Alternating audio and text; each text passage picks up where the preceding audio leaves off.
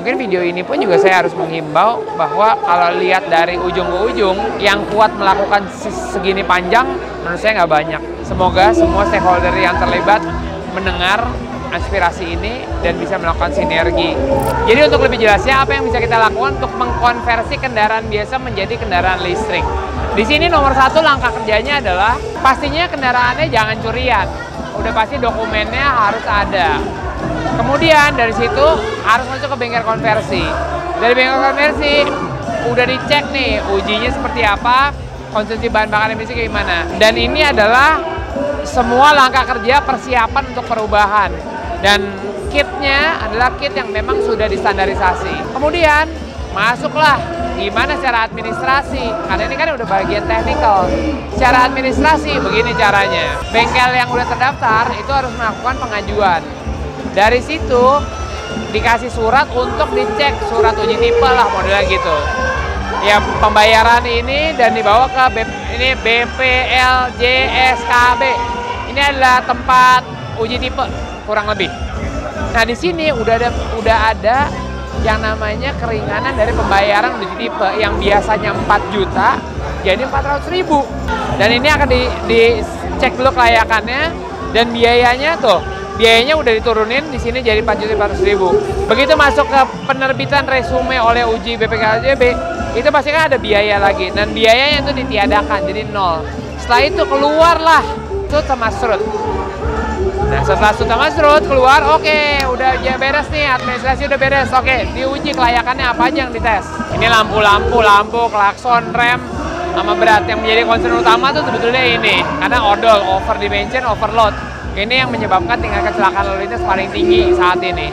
Terus habis itu konstruksi, ya biasanya kan motor ini sebagian besar adalah motor yang bekas motor lama atau kendaraan yang bekas atau mobil yang bekas mobil lama. Jadi emang kan dulunya udah pernah dilahirin.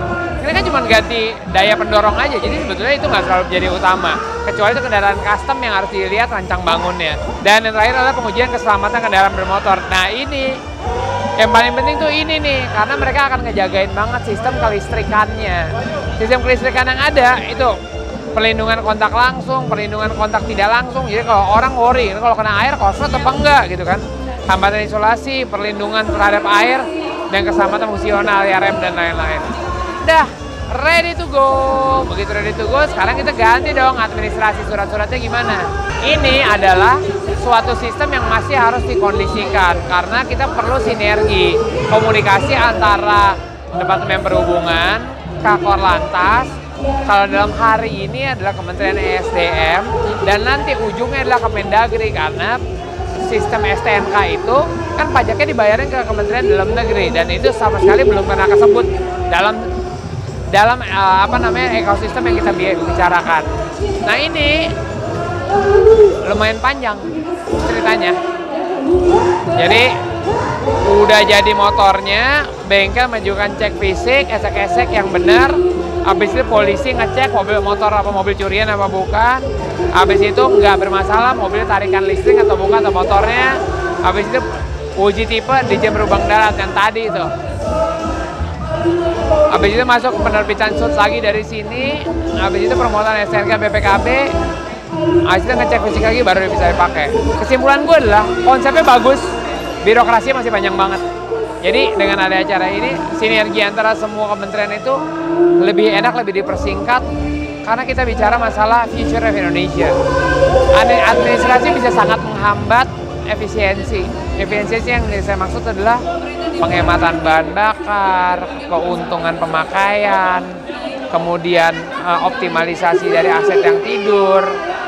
Dan yang terakhir adalah sebetulnya ini adalah sumber pendapatan pajak baru negara karena kita semua mau nyumbang pajak negara yang memang bisa dikonversikan lagi menjadi jalanan yang lebih baik atau infrastruktur keselamatan yang lebih baik lagi untuk masa depan.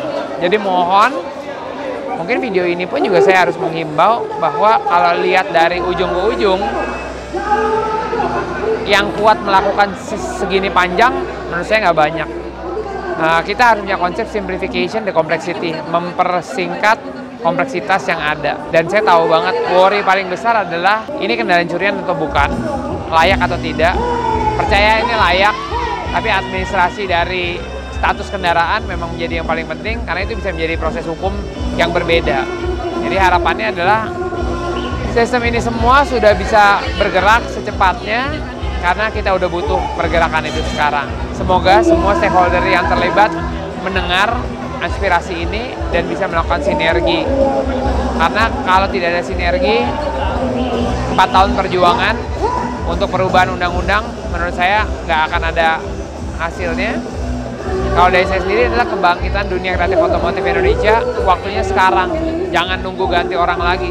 Karena kita akan pulang di nol lagi dan kita akan ditinggalkan oleh negara-negara samping kita yang punya sistem yang lebih simpel dengan hasil yang bisa dinikmati oleh masyarakatnya.